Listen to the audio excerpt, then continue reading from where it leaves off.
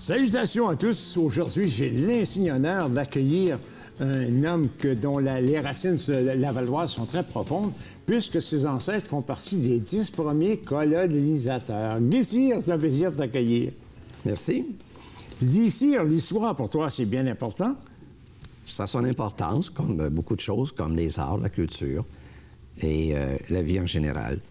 Ça t'a permis de connaître, de connaître tes arrière-grands-parents et puis un petit peu d'histoire de ce qui se passait. Parce que vous autres, ils sont plutôt de Sainte-Rose. Oui, en fait, j'ai connu mes grands-parents, mais pas mes anciens ou arrière-grands-parents.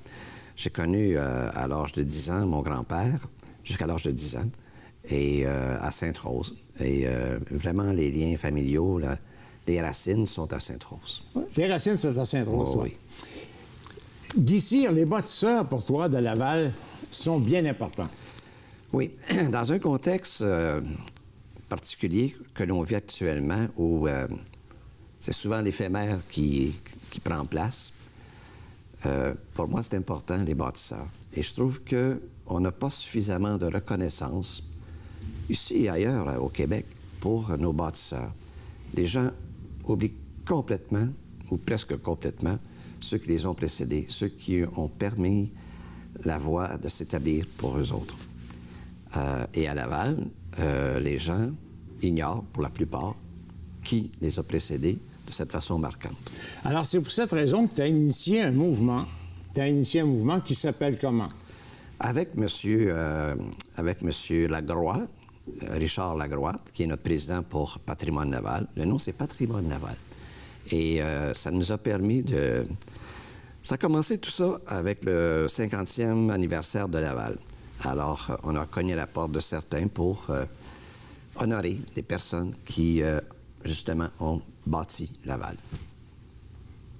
Et quels sont les principaux acteurs? Disons qu'il y en a beaucoup, il y en a des 50, mais quels sont ceux qui nous ont marqué davantage? Nous, en tout cas, on n'est quand même pas des historiens puis des sociologues, tout ça, mais on a quand même privilégié ceux qui étaient en poste pour vraiment mettre les jalons importants, comme le premier maire, comme Jean-Noël Lavoie. Il faut dire que c'est lors de la fusion, le 6 août 1965. Oui, mais il y en a quand même qui ont précédé ces gens-là. OK. À savoir, on a honoré en passant le premier citoyen de Laval, le premier résident de Laval, M. Olivier Charbonneau. Olivier, ben oui. Oui. On a aussi honoré en cours de route ceux qui ont marqué la culture, qui sont toujours vivants en passant, comme Mme Yolande Dano, qui a amené Rosard, qui a amené le symposium de la peinture et de la sculpture à Sainte-Rose. Sainte-Rose. Et on a aussi honoré d'autres maires qui ont marqué la vie lavalloise, comme le docteur Lucien Paiement, qui a été l'âme première de l'hôpital La Cité de la Santé. Ah bon? Et nous avons honoré en passant des gens comme Claude Ulysse Lefebvre, qui a démarqué Laval au niveau de la culture. C'est à lui qu'on doit la Maison des Arts de Laval. Et en ce qui concerne la Maison des Arts, tôt ou tard, j'espère qu'on va l'honorer de façon spéciale en ayant un buste à son effigie. Guy Cyr, pour M. Lefebvre, on a eu la chance, tous les deux, on faisait partie du même comité, de l'honorer. Et puis, il nous a mentionné un petit peu de quelle façon qu'il voyait la Maison des Arts. Quel était son objectif? Est-ce que tu peux nous en parler un peu?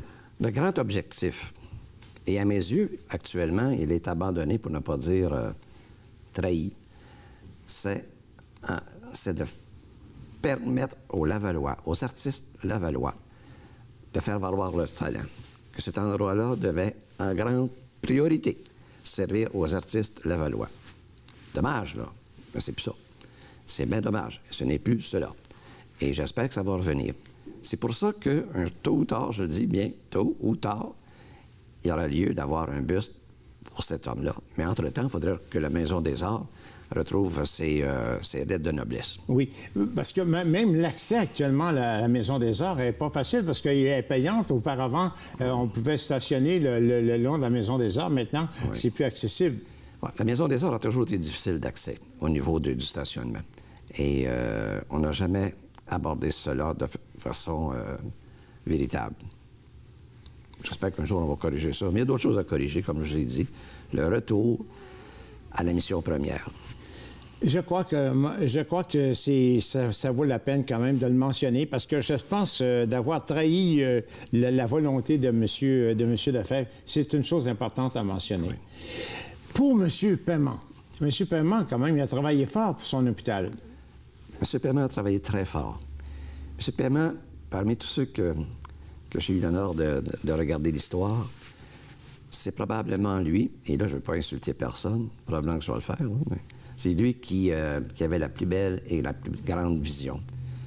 Et à cela, je corrobore ce que je dis, les dires de M. Éric Fréchette, feu M. Éric Fréchette, qui a été un communicateur pour Ville de Laval pendant de nombreuses années. Alors, M. Paiement a eu cette grande vision, il a eu plusieurs visions, mais il a eu cette belle et grande vision d'amener à Laval la Cité de la Santé. Et notre groupe, Patrimoine Laval, avec d'autres, avec le consentement éventuel de l'hôpital Cité de la Santé, on prévoit mettre un buste à l'intérieur de l'hôpital. Mais encore là, l'hôpital ne nous appartient pas. Nous, on propose, on va agir en conséquence pour amener ce buste-là, pour honorer cette belle et grande mémoire. Ah oui, c'est une très belle initiative, oui. Honorer la reconnaissance. Je pense qu'on n'en donne jamais trop à nos bâtisseurs. Je vous reprends. Non seulement on n'en a pas trop, mais on a si peu. Si peu, oui. C'est vraiment dommage de notre société. Actuellement, souvent, c'est l'éphémère qui prédomine.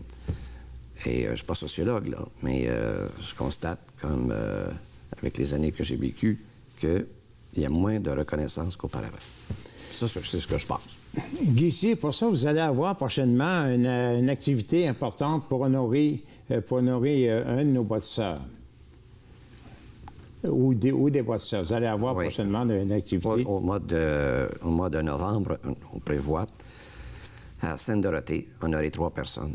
Entre autres, je vais de mémoire, là, M. André Brodeur, qui a été conseiller municipal pour cet endroit.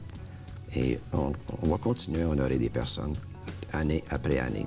Alors, on va avoir l'occasion éventuellement quand même de renseigner la population, leur dire quand même qu'on pense à honorer nos bâtisseurs. Oui. Puis on va les inviter à y participer. Voilà. Guy Cyr, c'est extraordinaire. Merci beaucoup d'avoir participé. Puis à bientôt. Merci beaucoup. Merci.